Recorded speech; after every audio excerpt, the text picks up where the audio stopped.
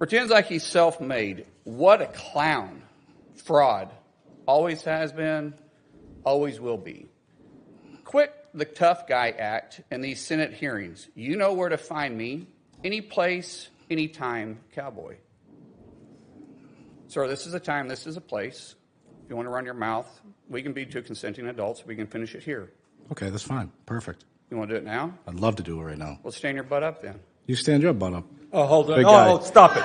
Is that your solution every Hold it. No, sit down. Sit down. Okay. You know, you're a United States Senator. Sit down. Active. Oh, okay. Sit down, please. All right. Can I respond? Mr. Chairman? Hold it. If Hold we on. can't, no, This is I have what the he mic. said. I'm sorry. This is Hold what it. he said. You'll have your time. Okay. Can I respond? Oh, no, you can't. This is a hearing. And God knows the American people have enough of contempt for Congress. Let's not I don't make like it worse. thugs and bullies. And that's I don't like you because you just described yourself. Hold it. You have the mic. Yeah. You have time. All right. Make your statement. Then let's do this, because I did challenge you, and I accepted your challenge, and you went quiet. No, I didn't go quiet. Hold on. You challenged me to a cage match, acting like a 12-year-old schoolyard bully. Excuse me. Hold it. No, excuse me. I have the I mic. will say exactly. Senator what you Mullen, said. I have the mic. You have questions on any economic issues, anything that said, go for it. We're not here to talk about physical abuse. You brought. We're not him talking in. about. Of course, I And did. let me show you his hearing, because I want to expose this thug to who he is. And Could you not point to me? That's disrespectful. All right. I don't care about respecting you at all. I don't people respect that I you at all. respect. So All right, hold it. let me Hold it. No. You're one of No, the hold 100 it. of the most Hold elite it, people. please. Act it. Please. All right. This is excuse me. Mm-hmm. This is a hearing to discuss economic issues. All right. If you have questions for Mr. O'Brien or anybody else on what he has said, go for it. But we're not here to talk about fights. I'm old enough to remember when the Republicans predicated their entire 2016 campaign on the idea that Hillary Clinton shouldn't become president because women were too emotional to lead. Yeah.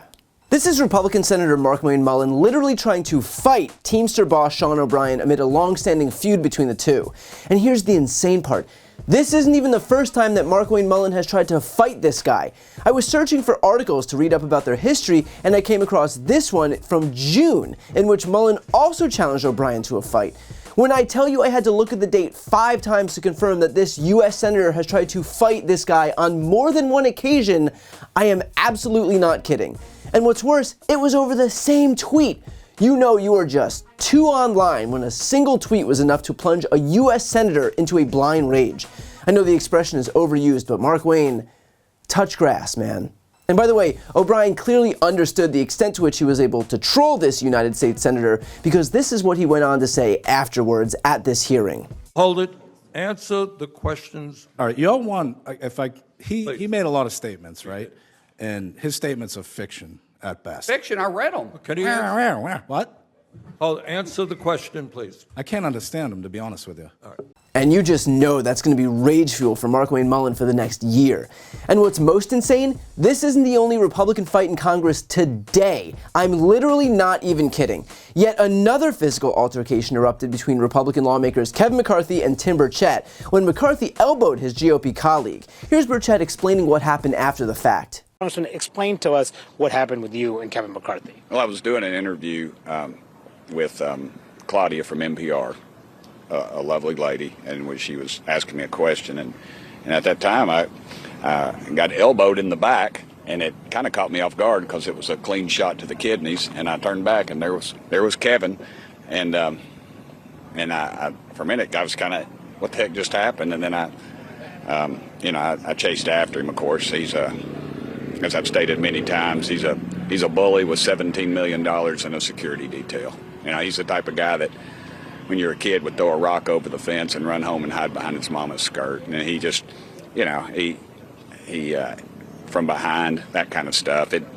That's not the way we handle things in East Tennessee. If we have a problem with somebody, I'm going to look them in the eye and talk to them. Okay, so he walked down the hallway, hit you in with his elbow. Yeah, you can go on Claudia's Twitter account. It pretty much, or X account. It's very accurate. Okay, so then just explain. So you chased him? What do you mean you chased him? I just ran after him. I was like, what the heck? Why'd you do that? Because it was, like like I said, if you've ever been hit in the kidneys, it's a little different. You don't have to hit very hard to cause a little bit of pain, a lot of pain, and he just, of course, as he always does, he just denies it or blames somebody else or something, and it was just a little heated, but I just backed off because I saw no reason. I wasn't gaining anything from it. And then everybody saw it, so it didn't really matter. But he responded to you?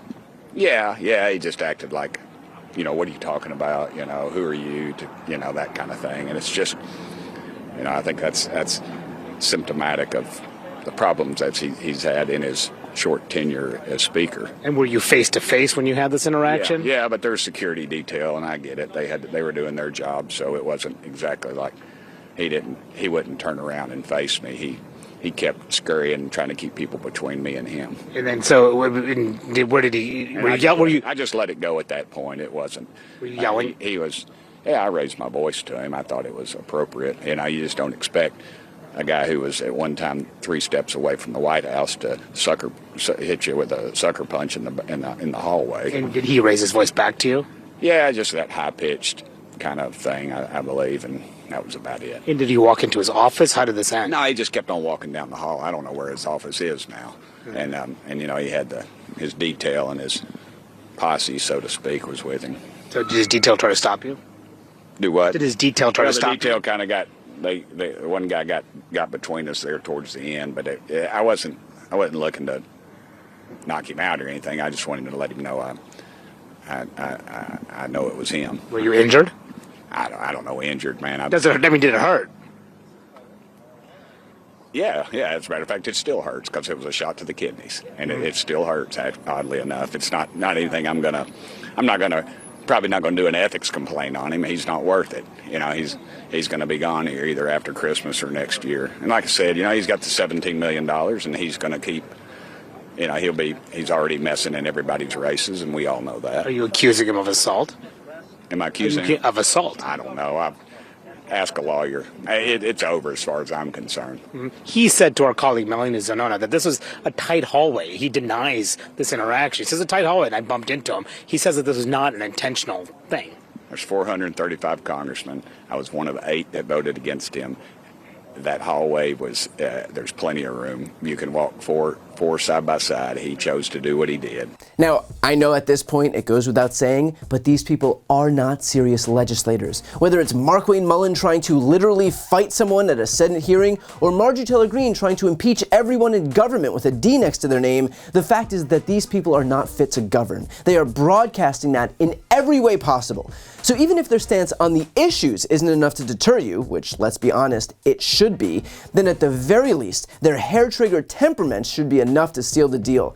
In the meantime, for everyone's safety, maybe avoid tweeting at Markwayne Mullin, if for nothing else than to keep this United States Senator from challenging you to a brawl next to the monkey bars after school.